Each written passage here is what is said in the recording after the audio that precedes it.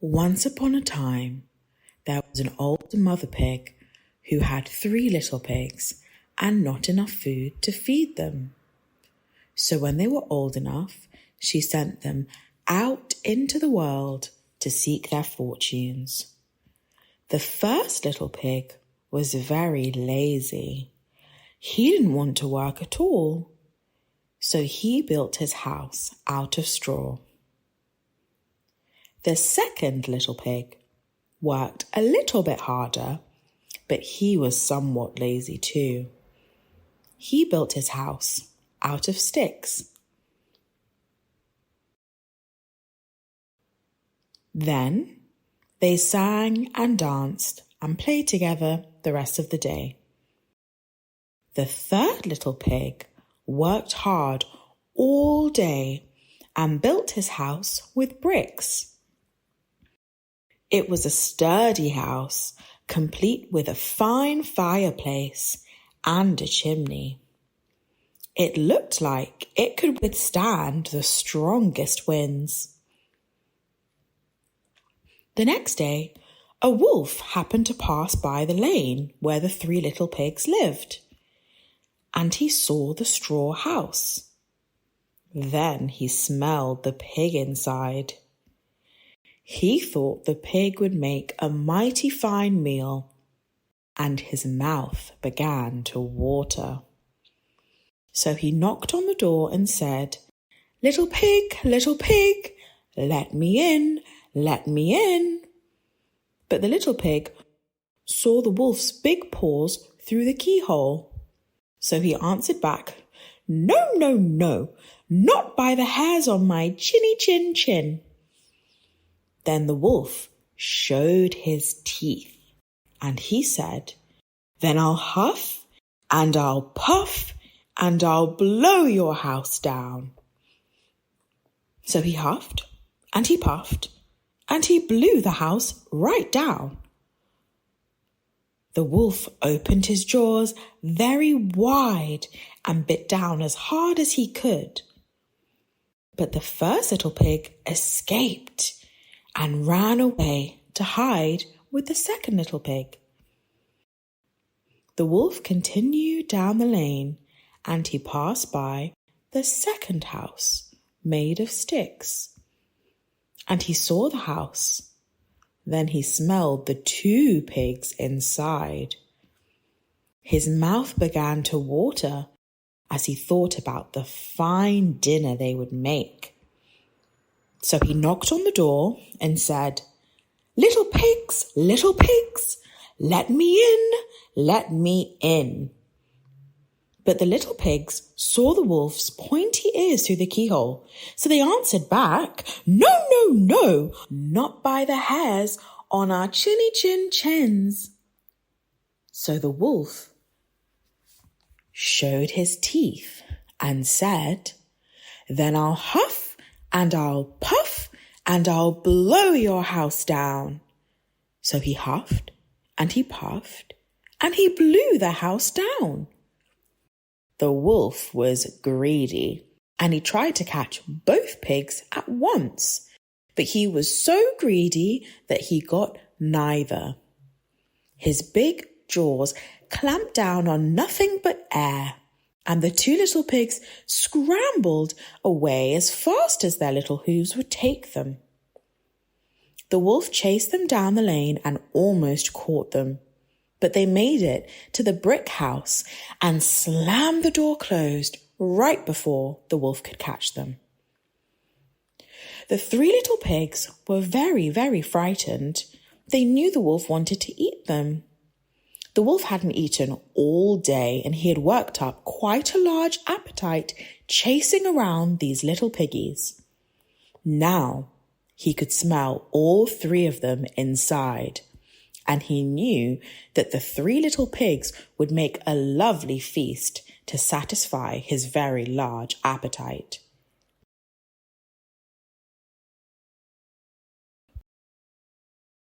So the wolf knocked on the door and said, little pigs, let me in, let me in." But the little pigs saw the wolf's narrow eyes through the keyhole, so they answered back, "No, no, no, not by the hairs on our chinny chin chins." So then the wolf showed his teeth, and he said, "Then I'll huff, and I'll puff, and I'll blow your house down." Well, he huffed, and he puffed. He puffed, and he huffed. He huffed, huffed, and he puffed, puffed. But he could not blow the house down. At last, he was so out of breath that he couldn't huff and he couldn't puff any more. So he stopped to rest, and he thought a little bit. But this was too much. The wolf danced about with rage, and he said, "I'm going to come down your chimney and eat you up for supper." But while he was climbing on the roof, the little pig made up a blazing fire and put a big pot full of water to boil on the fire. Then, just as the wolf was coming down the chimney, the little piggy pulled off the lid and plop! The wolf fell into the boiling water. So the little piggy put the cover back on again, boiled the wolf up, and the 3 little pigs ate him for supper. Oh my gosh.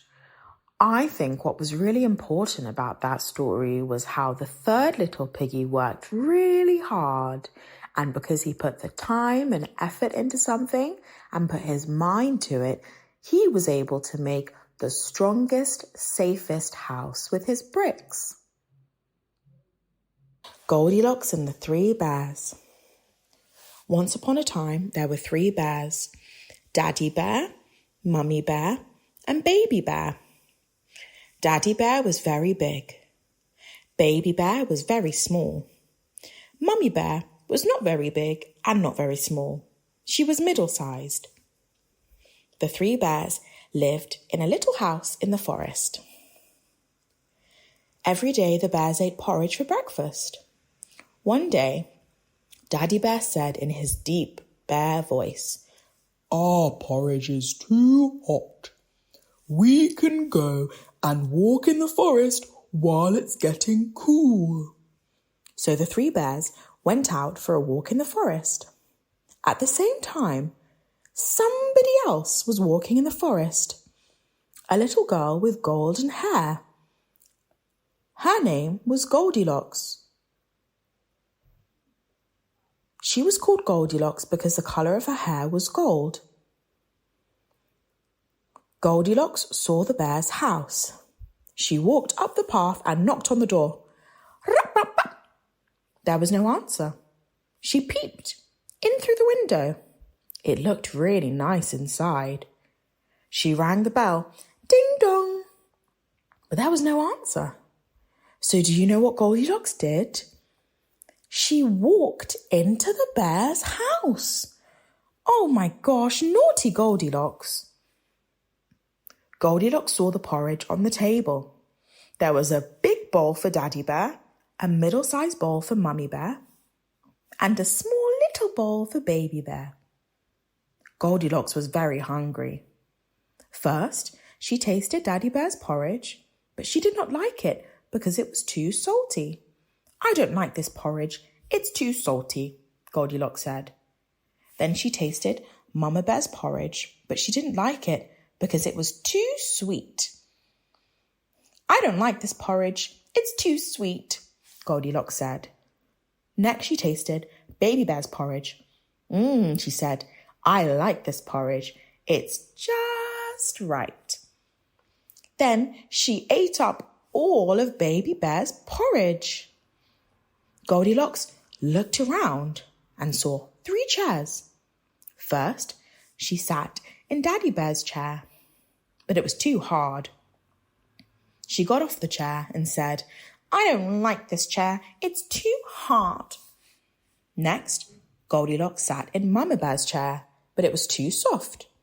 She got off the chair and said, "I don't like this chair. It's too soft." And then Goldilocks sat on Baby Bear's chair, and it was just right. "I like this chair. It's just right. But then do you know what happened? Goldilocks was too big for the chair, and the chair broke. Goldilocks fell onto the floor. Oh dear, poor Goldilocks and poor Baby Bear's chair. Goldilocks was tired now. I want to sleep.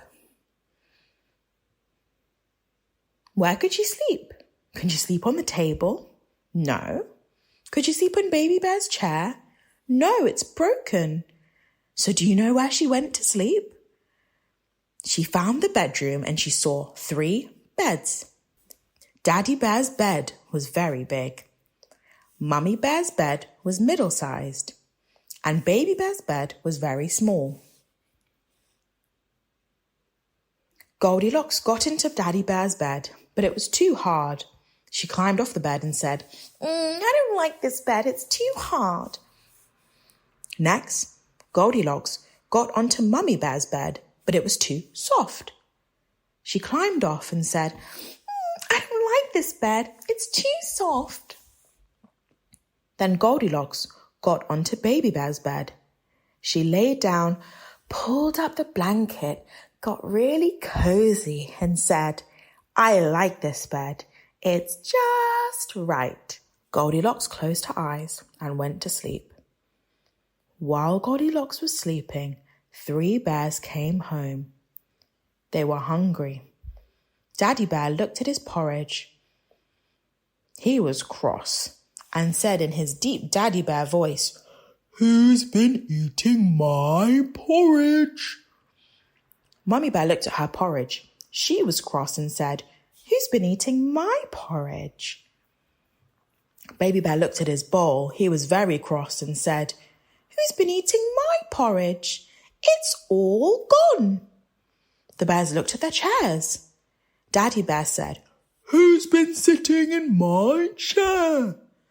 Mummy Bear said, Who's been sitting in my chair? Baby Bear looked at his chair and said, Who's been sitting in my chair? And look, it's broken.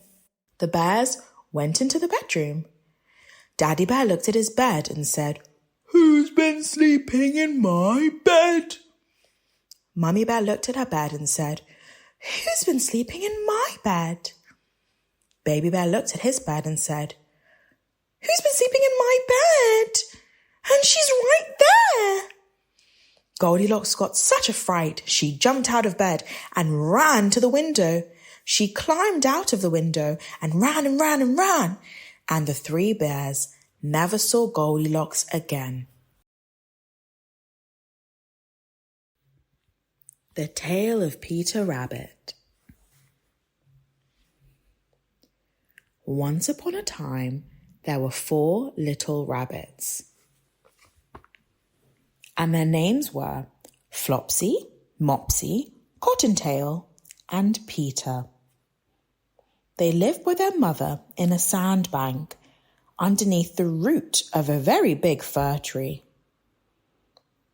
Now, my dears, said old Mrs. Rabbit one morning, you may go into the fields or down the lane, but do not go into Mr. McGregor's garden.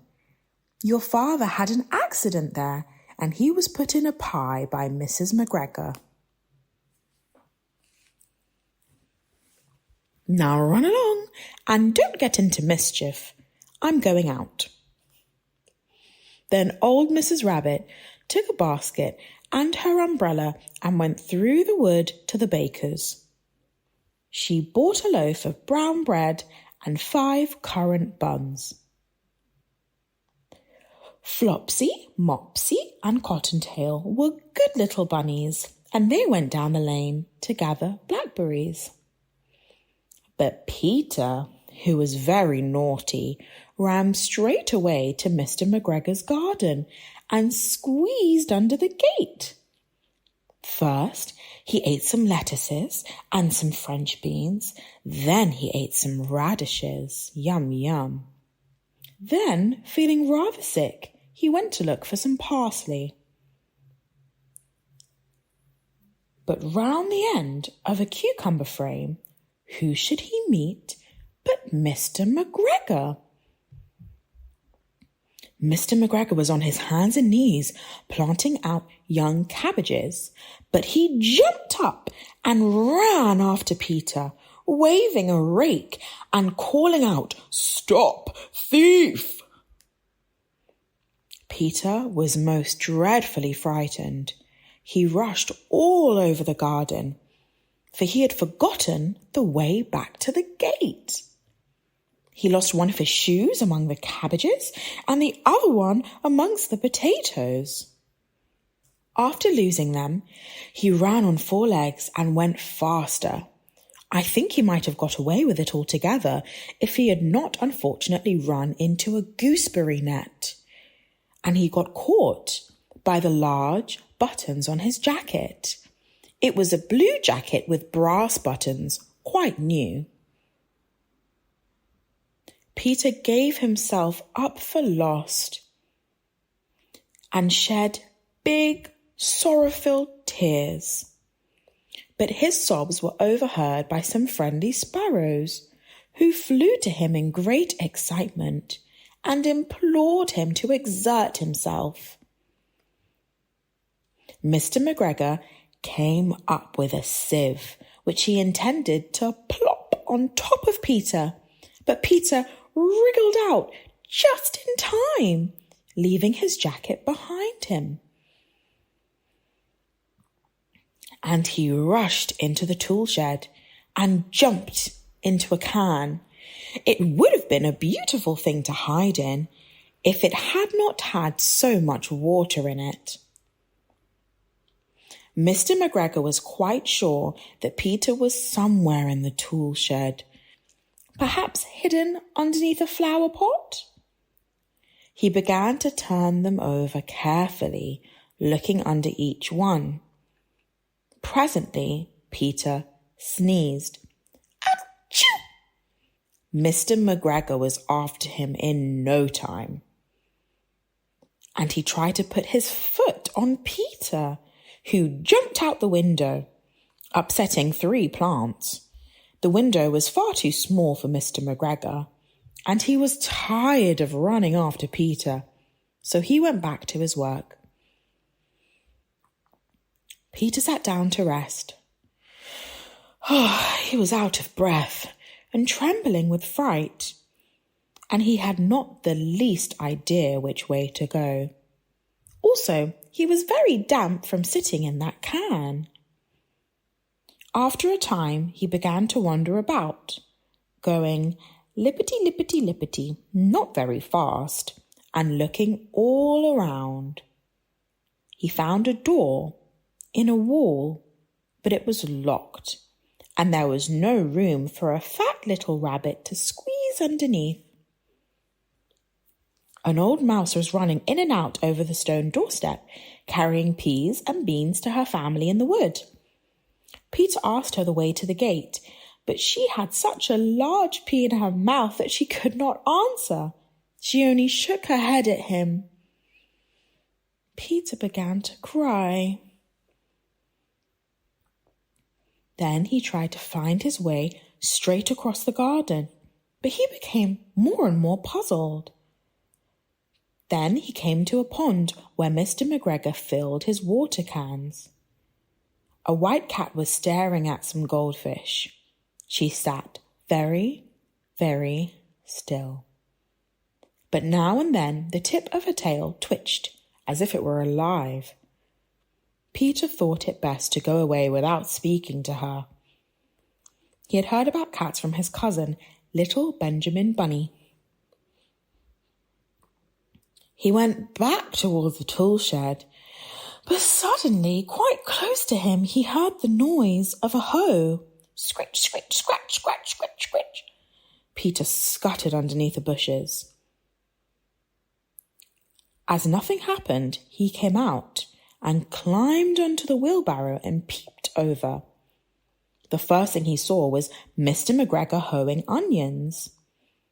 His back was turned towards Peter, and beyond him was the gate. Peter got down very quietly off the wheelbarrow and started running as fast as he could along a straight walk behind some blackcurrant bushes. Mr. McGregor caught sight of him at the corner, but Peter did not care. He slipped underneath the gate and he was safe at last in the wood outside the garden. Mr. McGregor hung up Peter's little jacket and the shoes for a scarecrow to frighten the blackbirds. Peter never stopped running or looked behind him until he got home to the big fir tree. He was so tired that he flopped down on the nice soft sand of the floor of the rabbit hole, and he shut his eyes. His mother was busy cooking. She wondered what he had done with his clothes. It was the second little jacket and pair of shoes that Peter had lost in a fortnight. I'm sorry to say that Peter was not very well that evening. His mother put him to bed early and made some chamomile tea. She gave a little teacup of it to Peter. 1 tablespoonful to be taken at bedtime. But Flopsy, Mopsy, and Cottontail had bread and milk and blackberries for supper. Yum, yum, yum. The Ugly Duckling. It was so glorious out in the country. It was summer. The cornfields were yellow. The oats were green.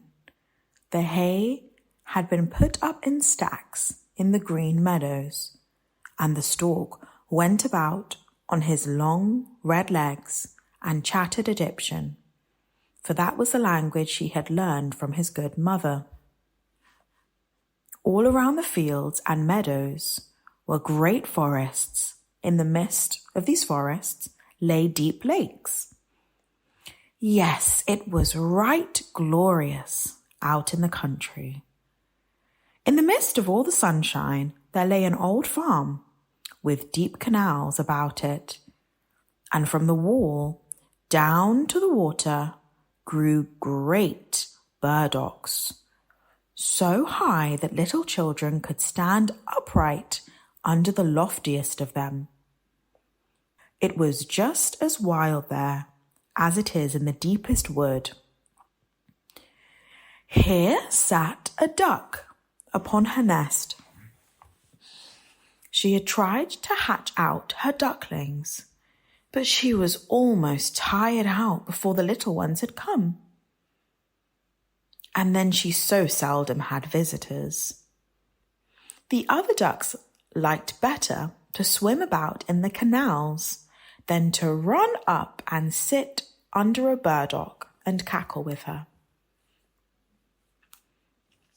At last, one eggshell after another burst open. Beep, beep, beep, beep, beep, it cried. And in all the eggs, there were these little creatures that stuck out their heads. Quack, quack, quack, they said. And they all came quacking out as fast as they could, looking all around them under the green leaves. And the mother let them look as much as they chose, for green is good for the eye. How wide the world is, said all the young ones, for they certainly had more room now than when they were in their little eggs. Do you think this is all the world? Said the mother. That stretches far across the other side of the garden, quite into the parson's field, but I have never been there yet. I hope you are all together. And she stood up. No, I have not all. The largest egg lies there. How long is that to last? I really am tired. And she sat down again. Well, how goes it? Asked an old duck who had come to pay her a visit. It lasts a long time with that one egg, said the duck who sat there. It will not burst. Now only look at the others. Are they not the prettiest little ducks one could possibly see? They are all like their father, the rogue. He never comes to see me. Let me see the egg which will not burst, said the old visitor. You may be sure it is a turkey's egg.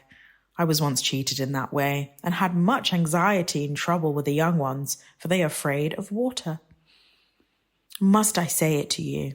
I could not get them to venture in. I quacked, I clucked, but it was no use. Let me see the egg. Yes, that's a turkey's egg. Let it lie there and teach the other children to swim. I think I will sit on it just a little while longer, said the duck. I've sat so long now that I can sit a few days more. Just as you please, said the old duck, and she went away. At last the great egg burst. Beep, beep, beep, said the little one, and crept forth. It was very large and very ugly. The duck looked at it. It's a very large duckling, she said. None of the others look like that. Can it really be a turkey chick? Well, we shall soon find out. I must go into the water, even if I have to thrust it in myself. The next day, it was bright and beautiful weather. The sun shone on all the green trees. Mother Duck went down to the canal with all her family. Splash! She jumped into the water. Quack, quack, she said, and one duckling after another plunged in. The water closed over their heads, but they came up in an instant and swam capitally. Their legs went of themselves, and they were all in the water. The ugly grey duckling swam with them. No, it's not a turkey, said she. Look how well it can use its legs, and how straight it holds itself. It is my own child. On the whole, it's quite pretty if one looks at it rightly. Quack, quack! Come with me, and I'll lead you out into the great world and present you in the duck yard, but keep close to me so that no one may tread on you, and take care of the cats. And so they came into the duck yard. There was a terrible riot going on in there, for two families were quarrelling about an eel's head, and the cat got it after all. See, that's how it goes in the world, said the mother duck. She wetted her beak, for she too wanted the eel's head. Only use your legs, she said. See that you can bustle about and bow your heads before the old duck yonder. She's the grandest of all here. She's of Spanish blood, that's why she's so fat. And do you see? She has a red rag around her leg. That's something particularly fine, and the greatest distinction a duck can enjoy. It signifies that one does not want to lose her, and that she's known by the animals and humans too. Shake yourselves. Don't turn your toes. A well-brought-up duck turns its toes quite out, just like your mother and father. Now bend your necks and say quack. They did so, but the other ducks round about looked at them and said quite boldly, Look there! Now we're to have these hanging on, as if there weren't enough of us already. And fie! How that duckling yonder looks! We won't stand that. And one duck flew up and bit it on the neck. Let it alone, said the mother. It does harm to no one. Yes, but it's too large and peculiar, said the duck who had bitten it, and therefore it must be put down. Those are pretty children that the mother has there, said the old duck with a rag round her leg. They're all pretty, but that was rather unlucky. I wish she could bear it over again. That cannot be done, my lady, replied Mother Duck. It is not pretty, but it has a really good disposition and swims as well as any other. Yes, I may even say it swims better. I think it will grow up pretty and become smaller in time. It has lain too long in the egg and therefore it's not properly shaped." And she pinched it in the neck and smoothed out its feathers. "I think he will be very strong. He makes his way already." "The other ducklings are graceful enough," said the old duck. "Make yourself at home, and if you find an eel's head, bring it to me." Now they were at home. But the poor duckling which had crept out of the last egg looked so ugly, was bitten and pushed and jeered and treated very badly by the ducks and by the chickens. "It is too big," they all said. And the turkey, who had been born with spurs and therefore thought himself an emperor, blew himself up like a ship in full sail and bore straight down upon it. Then he gobbled and grew quite red in the face. The poor duckling did not know where it should stand or walk. It was quite melancholy because it looked ugly. So it went on the first day, and afterwards it became even worse and worse. The poor duckling was being hunted out by everyone. Even its brothers and sisters were quite angry with it and said, "If only the cat would catch you, you ugly creature." And the mother said, "If only you were far away." And the ducks bit it and the chickens beat it. And the girl who had to feed the poultry kicked it with her foot. Then it ran and flew over the fence, and the little birds in the bushes flew up in fear. "That is because I'm so ugly," thought the duckling, and it shut its eyes, but flew on further.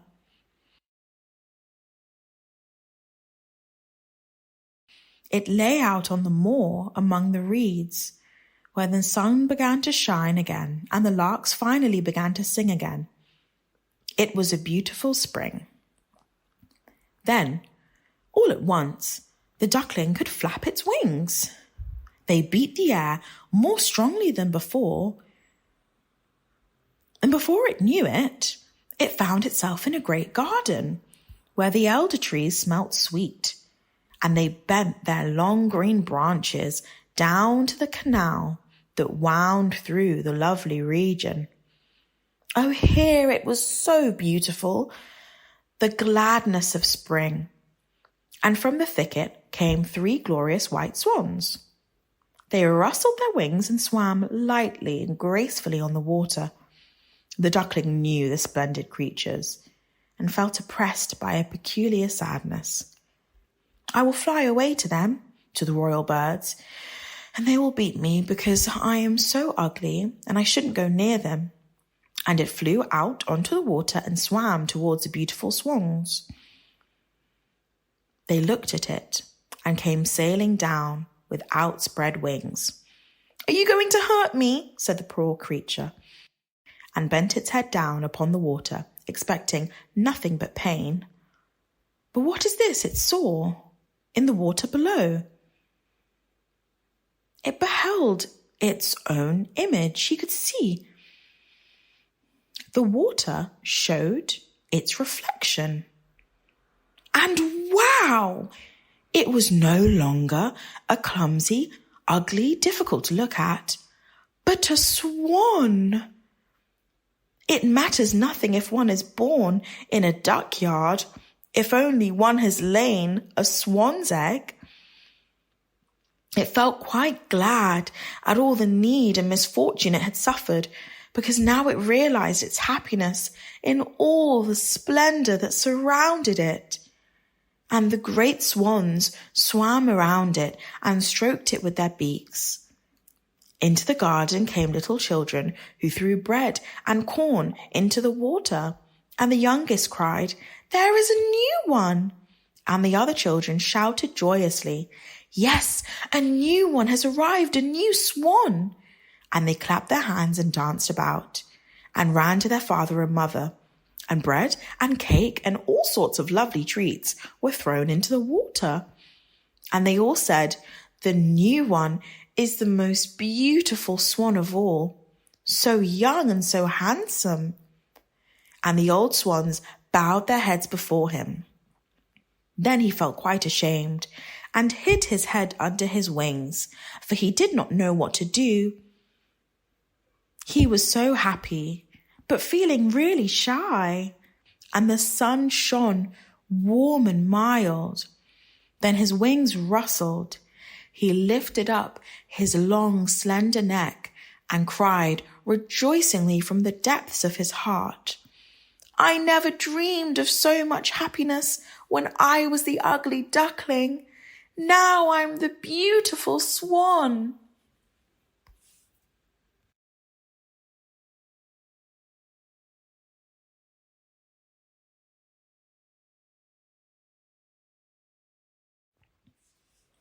Little Red Riding Hood. Once upon a time, there was a girl called Little Red Riding Hood. She lived with her mother in a village near a forest. One day, Little Red Riding Hood went to visit her grandmother. She took a basket of food with her. On her way, Little Red Riding Hood met a wolf. "Hello," said the wolf. "Where are you going?" "I'm going to visit my grandmother who lives in the forest," explained Little Red Riding Hood. The wolf ran to her grandmother's house. He went inside and locked her in the wardrobe. Little Red Riding Hood went over to her grandmother's bed. "Oh, Granny, what big ears you have," she said. "All the better to hear you with," answered the wolf. "Oh, Granny, what big eyes you have," said Little Red Riding Hood. "All the better to see you with," replied the wolf. "Oh, Granny, what big teeth you have," said Little Red Riding Hood. "All the better to eat you with," said the wolf. "Help!" shouted Little Red Riding Hood as she realized that there was a wolf in her grandmother's bed. She ran out of the house. A woodcutter was nearby. He heard Little Red Riding Hood scream and ran into the house. The woodcutter hit the wolf on the head. The wolf ran away, and Little Red Riding Hood never saw him again.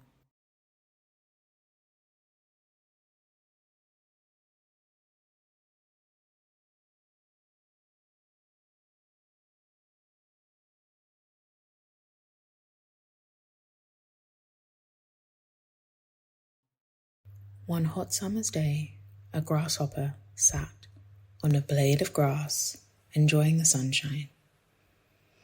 "What a fine day," he said. "The sun's shining and I've got as much grass as I can eat." The grasshopper spent the whole morning stuffing his face until he couldn't eat another thing. "Right," he said. "Now I'll make some music." He rubbed his back legs against his wings and made a loud buzzing sound. "Lovely," said the grasshopper. "Nothing better than the sound of a happy grasshopper." "Give it a rest," said a passing ant. "What?" said the grasshopper. "I'm trying to work here," said the ant. "You're giving me a headache." "You don't like my music?" said the grasshopper. "Nah, not my kind of thing," said the ant. "Anyway, I ain't got time to stand around talking about music. I've got stuff to do." "Stuff?" said the grasshopper. "What stuff have you got to do on a lovely sunny morning like this?" "Got to get this food shifted," said the ant. The grasshopper noticed the ant was dragging along a huge ear of corn. "That looks like hard work, mate," said the grasshopper. "Tell me about it," said the ant. "What are you doing with it?" said the grasshopper. "Taking it to our nest," said the ant. What are you doing it for? Food for the winter, said the ant. Got to get ready for the winter. Why? Said the grasshopper. Winter won't be for ages. Won't be winter till the winter. It's summer now. Why worry about the winter? We always worry about the winter, said Ant. We spend all summer gathering up food for the winter. It's what we ants do. It's not what grasshoppers do, said the grasshopper. We grasshoppers know how to enjoy the summer. Eat, sleep, make some cool music. It's a fine life. We grasshoppers know how to live, see? Right, said the ant. I'll leave you to it. Don't go, ant mate, said the grasshopper. Stick around. Pass the day with me. Sorry, said the ant. Like I said, I've got stuff to do. The ant dragged his ear of corn and struggled off across the field. Please yourself, called the grasshopper. I'm not bothered. I got stuff to do too. Got all this grass to eat. Got the sun to enjoy. Not going to waste a lovely day like this, talking to ants. Have you ever seen a more silly creature than an ant? Shouted the grasshopper.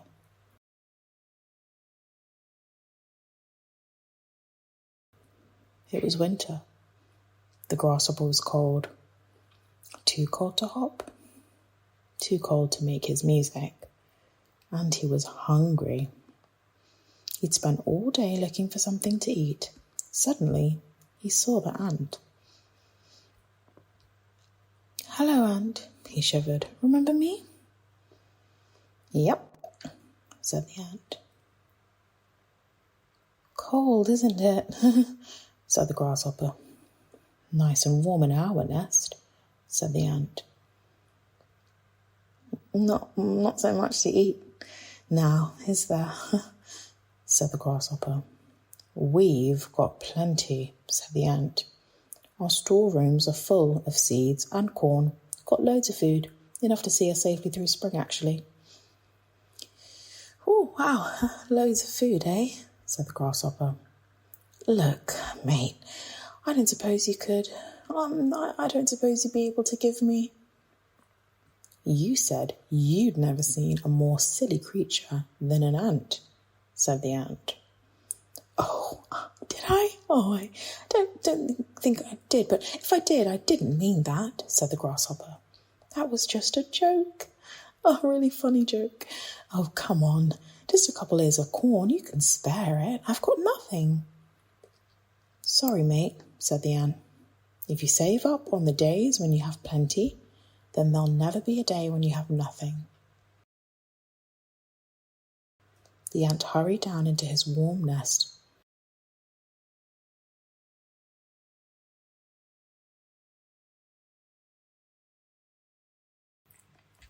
Between the dark and the daylight, when the night is beginning to lower, comes a pause in the day's occupations that is known as the children's hour.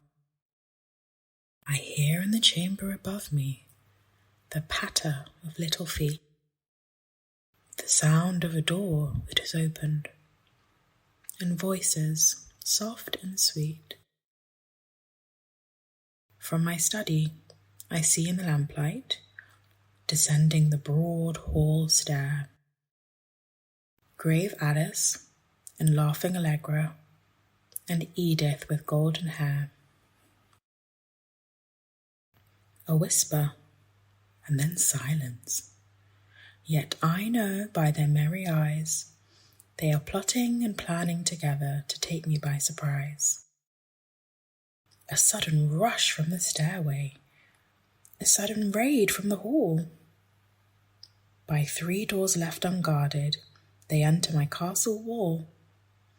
They climb up into my turret, over the arms and back of my chair. If I try to escape, they surround me. They seem to be everywhere. They almost devour me with kisses. Their arms about me entwine. till I think of the Bishop of Benign in his mouse tower on the Rhine. Do you think, O blue-eyed banditti, because you have scaled the wall, such an old moustache as I am, is not a match for you at all? I have you fast in my fortress, and will not let you depart, but put you down in the dungeon in the round tower of my heart, and there will I keep you forever, yes, forever and a day, till the wall shall crumble in ruin, and moulder in dust away.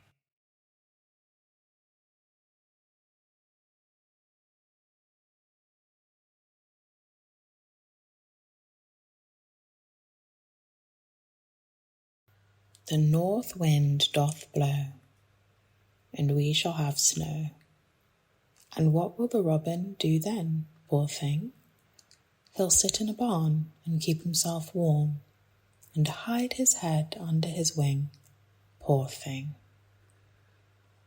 The north wind doth blow, and we shall have snow. And what will the swallow do then, poor thing? Oh, do you not know that he's off long ago, to a country where he will find spring, poor thing? The north wind doth blow, and we shall have snow. And what will the dormouse do then, poor thing? Rolled up like a ball, in his nest snug and small, he'll sleep till warm weather comes in, poor thing. The north wind doth blow, and we shall have snow. And what will the honey bee do then, poor thing? In his hive he will stay, till the cold is away, and then he'll come out in the spring, poor thing. The north wind doth blow, and we shall have snow. And what will the children do then, poor things? When lessons are done, they will skip, jump, and run until they have made themselves warm, poor things.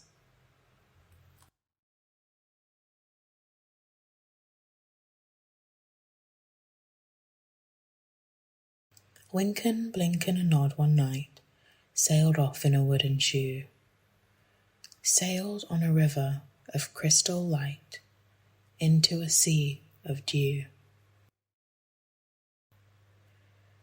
Where are you going, and what do you wish? The old moon asked the three.